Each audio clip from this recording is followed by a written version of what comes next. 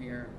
And also, how can we build from one session to the next? And it seems like that's more what we're talking about right now, and that's good because I gotta like feel it. I mean, I knew it was good, but we need to know what it really is.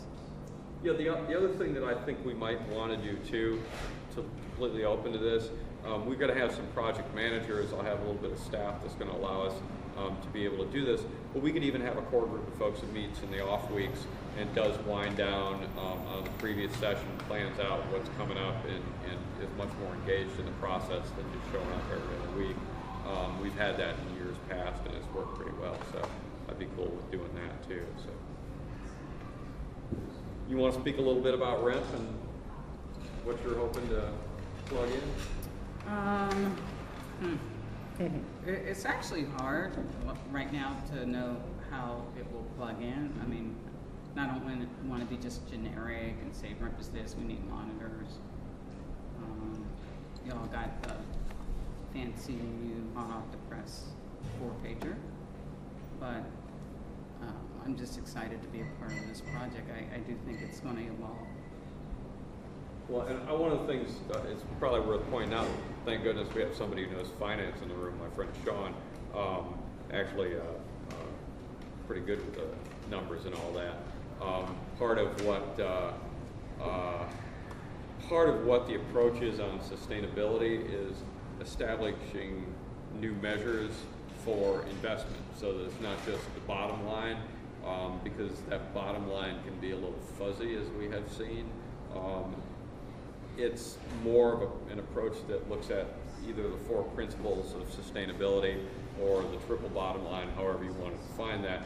But it's not just strictly a profit model. That's one of the elements of it, but it also includes sort of a broader measure in terms of environmental impact, social equity, and those impacts too. So I think those are one of the things that we really want to bring out of this, is a better sense of how that could and should be applied, because increasingly those are going to be standards that you see are adopted more and more, and it's it's part of the measurables for a lot of the dollars that are invested in the Recovery Act. It's not just where to go, but what the impact is, and you can't. Heard a good quote not long ago. You don't manage what you can't measure. So our hope is that as we start developing this, we can establish measurables for some of these areas, and probably the most challenging and at least looked at so far is equity. So I thought it was really important to have Celeste's work included in this. So if we can, Fred, you have anything else to talk about on your program? I want to give you an opportunity as well on what you're doing out in Kingsley and those East End neighborhoods. We're doing a number of things. We'll be kicking off a new initiative in probably next month. That's going to, I think, be groundbreaking for our region. Over the past 4 months, maybe 5 months, the UGGC has emerged on the scene as an organization or collaborative of 40 plus organizations around the city, comprised of nonprofits, individuals, businesses, universities, schools and industries, vocational trades, that has galvanized their resources around particular issues in our region and have attempted to provide I think a salient response to some issues pragmatically. So I think through our collective strategy, we've been able to broaden the capacity of our region to address social phenomena, but do it pragmatically. So one of our key focus areas is the unemployed worker who is in the Larimer area in particular. How do we provide them with transitional skills so that they become pliable in the green economy? How do we take this RO money, weatherization opportunities, and create, through partnership with maybe the Labor Management Clearinghouse, a platform by which weatherization serves as a vehicle that launch people into a greater green economy. At the same time, we're providing soft skills as a backdrop based upon a lot of our research that indicated that a lot of businesses and industries were disappointed with the quality of workers they were receiving based upon their inability to interface with their workforce. Our core program over the last 116 years have been providing education. So we have the longest black college tour in the state of Pennsylvania. We do the Freedom School every summer. We have a 56,000 square foot facility located in East Liberty that has a pool that's adjustable, so we can do programs for infants and toddlers for swimming. We do Silver Sneakers, Silver Splash. We're in partnership with the Healthy Black Families Project that occupies the 3rd floor. We have a family support facility in our building. We have communities and schools in our building, which is working particularly with those kids who have dropped out. So when I mention these partners, what we've done is pulled those partners to the UGGC table and tried to get them to articulate their wants and needs and figure out how we can merge their wants and needs into a collective effort.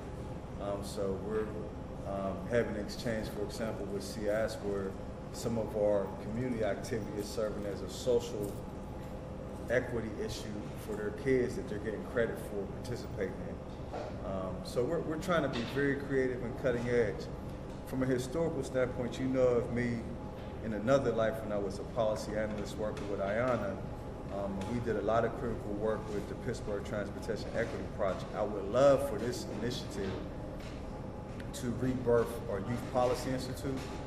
And I'm not sure if we ever shared that with you, but our Youth Policy Institute ran for about 3 years, and we pulled key people from around the country and they trained our kids in the Saturday Institute, and our staff worked with kids throughout the week.